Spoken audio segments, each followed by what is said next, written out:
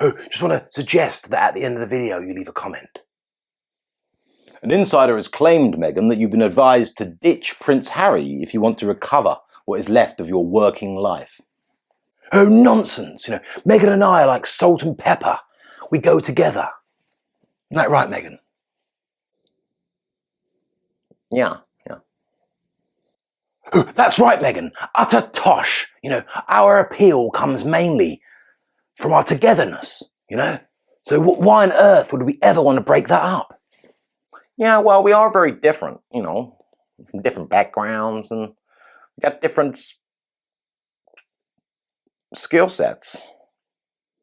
Yeah, we're different, but diversity is our strength. And have you been advised as such, Meghan? Yeah, okay, how should I answer that? Well, we all get advice in life, from friends and from advisors, and, some of that advice is indisputably good, and some isn't. Okay, how about this particular advice? Yeah, well, that's a complex question with, many ambiguities, bound up within it. No, it doesn't. Sometimes you got to look at the, disparities in terms of talent. That's, it's core to any partnership or relationship, and then analyze, whether ultimately the enterprise is being negatively affected by those, disparities. Well, you appear to be dancing around this question, Meghan, much like a naked pride parader around a public water fountain. Yeah, I saw that. Well, okay, then yeah, it has been mentioned that long term, if I want to make the most of my, incredible talent. Sorry, what was that? Incredible talent? Right. Then I'm going to have to make some, difficult decisions, real difficult decisions. I mean, some people live with, a wart or skin tag for years, and sometimes they even learn to have a little bit of, affection, a little bit of affection for that gross thing on their arm, growing on their arm. Yeah, I had a skin tag once. Steve. But that doesn't mean that you won't, cut it off the first real opportunity you get, the first safe and profitable opportunity that comes about. Does this mean you're considering going solo on the career front rather than being part of Team Sussex, a duo with less gravitas than the Keir Starmer and Lindsey Graham slapstick routine? Potentially, yes. That's the first I've heard of it. Yeah, and I suppose you never saw it coming. Well, I thought we'd been doing well. I mean, gripping documentary, enthralling podcast series, stereotypes or something, wasn't it? Archetypes. Stereotypes. Archetypes? Stereotypes. Archetypes. Stereotypes. Well, as you please. Hey, no. Harry does not get to speak for me. He doesn't even really speak for himself, actually. My podcast was called Archetypes, which explored a rich, plethora of themes, which were all connected under, the overarching theme of becoming archetypes that have sometimes become obstacles and barriers to our personal growth. Yeah, and there was some juggling. Well, how would you answer Mr. Simon Satsuma, who likes fish but not tuna, when he suggests that although Harry is indeed an ill fit for show business and media, that you, Meghan, are equally unladen by the responsibility of greatness, as he puts it, and that your failure to succeed in a realm that requires talent will continue and drive you into the plotting of stunts, which, as we know, is indeed the last refuge of notoriety. I just want to say from the beginning, can you please leave a comment at the end of this video? With the recent disappointment of being dropped by Spotify, something which we're told you're distraught about, Meghan, there are concerns that you might struggle for money in the future. And although many have claimed that you are a long way from poor, so it's not something you'll have to face anytime soon, you have discovered categorically that churning out quality content on demand is not something that you are skilled enough for. My question for you is, what are your thoughts on money in general? What is your relationship with money? Well, I'm very glad you asked that question, Cobalt, because money, or moolah is very close to our hearts, That's why we started up a charity, because we're always trying to raise some dosh. We are very, very passionate about money. Very passionate, In fact, I would say it was in the top echelon of things that were most important to me, important to Harry and I, but mainly me. I would say that, it's alongside, but maybe just a little bit below, something like, enforced equity and social justice programs. It's not as important as that, but it's a little bit higher than, say, love and family. The great thing about money is that you can spend it, in exchange for desired goods and services. Well, thank you, John Maynard Keynes. But let's just for a moment dig into your relationship with money. Do you see yourself as having a healthy one? Oh, yeah, sure. I have a deep admiration and respect for money. It's a genuine affection. Well, sometimes the love of money is the opposite to having a healthy relationship with it. Would you say it had power over you? A power that could make you do things that were principally and morally, vulgar? I would describe myself as a money realist, right? I don't worship money, but, I'm not oblivious to its evident power. It's like, it's got the power to feed children, grow food, build houses, prevent climate disasters. And it's got the power to turn otherwise unattractive men into real hunks. Huh? Yeah, you've got to acknowledge money and, huddle near it for warmth, Oh, that reminds me. How is Mr. Getty? Oh, well, what can I say? His breath gets shallower each time I see him, and that's exciting news. Oh, and I love cards too, cards, debit or credit, and especially those tap-in cards. You just tap the little machine and you pay for your muffin. It's absolutely great, the wonders.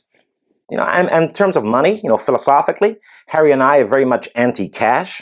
We would like to see the proliferation of, contactless card payments, replace all the usage of traditional cash in the very near future. Oh, why would that be? And how would you reply to those who say that cash is the last bastion of financial freedom left in the world? Freedom is nothing but a right-wing talking point and a white supremacist dog whistle. That's right, Harry. We need more monitoring of people's expenditure. That way we can truly find out whether they're up to anything nefarious or not.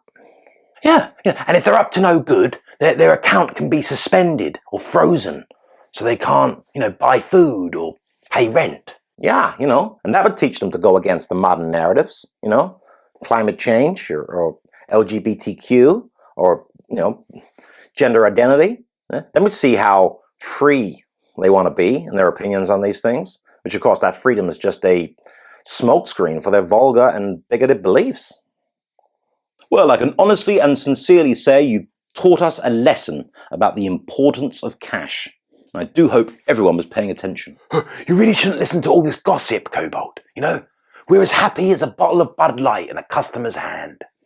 Well, insiders have told Radar Online that, and I quote, they are taking time apart to try and figure out what hit them. Yeah, we know what hit us. Yeah, I think that source also said that we were attempting to become closer by spending time apart. Yes, I can imagine how that would be a suitable upgrade to actually being with each other. But I must return to Meghan's point. We know what hit us. Well, Harry doesn't know how to behave in front of cameras. Yes, I do. I always carry everything off stylishly and cool.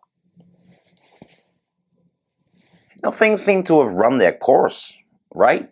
Like, we don't seem to be complimenting each other like we once were. You mean his royal status is no longer carrying you?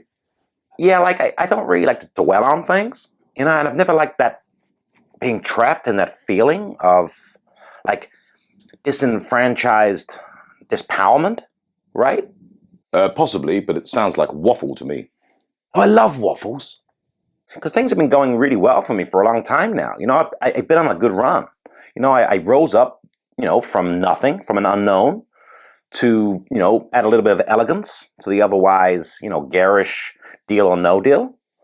Then I got some minor roles in some small films, and then I got some bigger roles in some tiny films. And then of course I landed my And did my role in Suits, which became pretty much an instant American classic, a drama classic. Never seen it. No, same. That's kind of like a prime example of what I'm talking about, But anyway, before we do that, let's get back to when my life was going really well.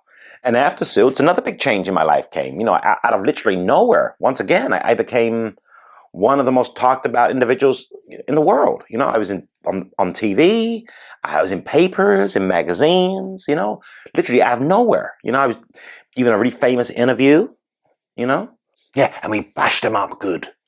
Yeah, I became one of the biggest stars, names in the whole world. People were talking about me and they wanted to know me, and people even started parodying me, doing parodies of me, which everyone knows is like one of the greatest compliments. Not always.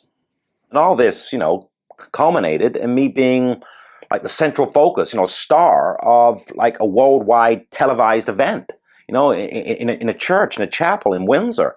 And it had a celebrity guest list, and literally every member of the royal British family was there in attendance. You mean our wedding?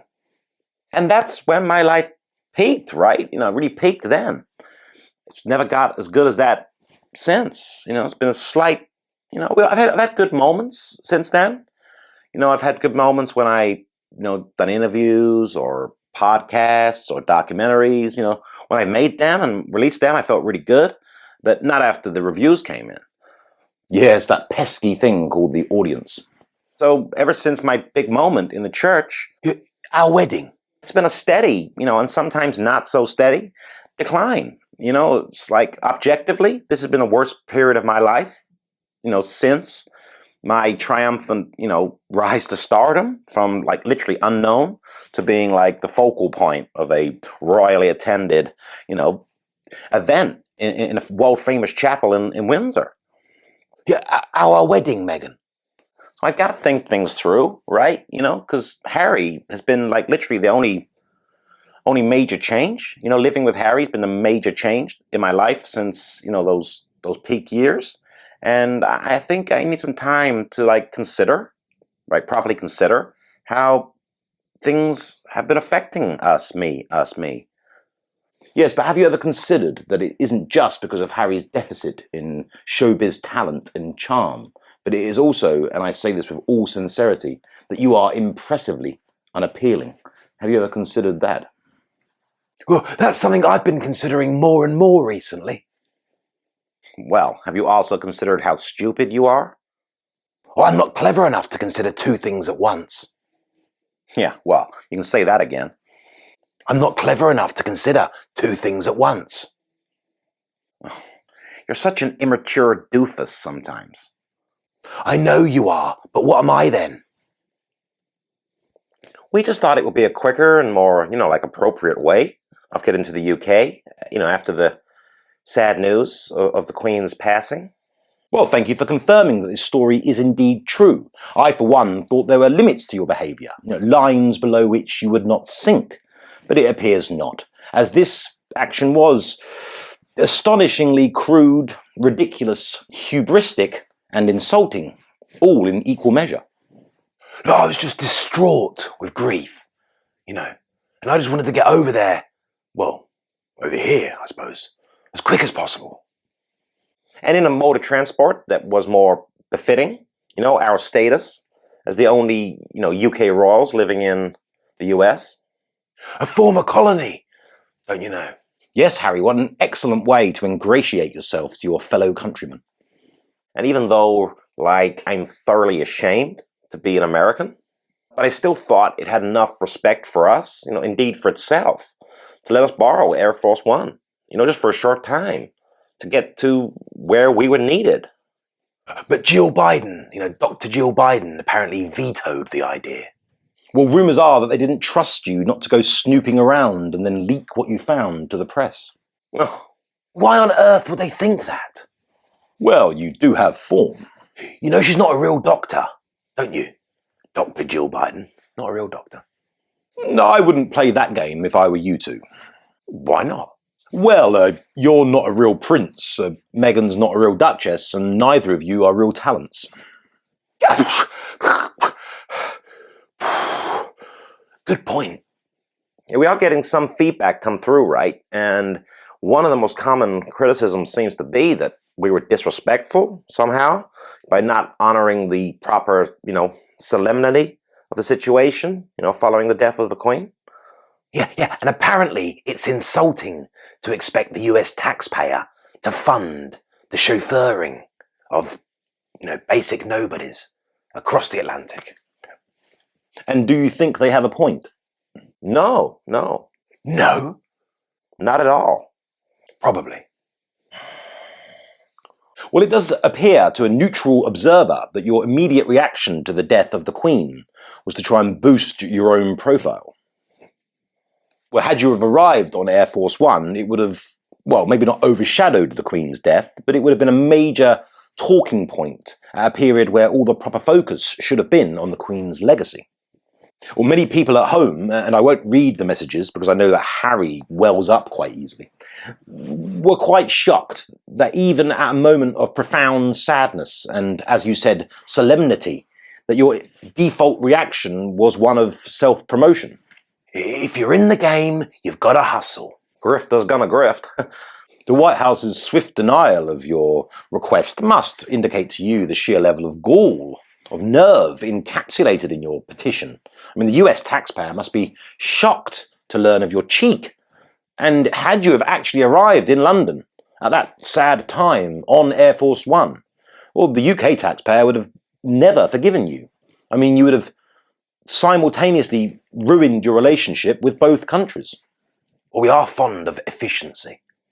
I really don't know, right, what the big deal is. I mean, we were just two individuals who were desperate to get to our loved ones, after the passing of our matriarch, our beloved matriarch.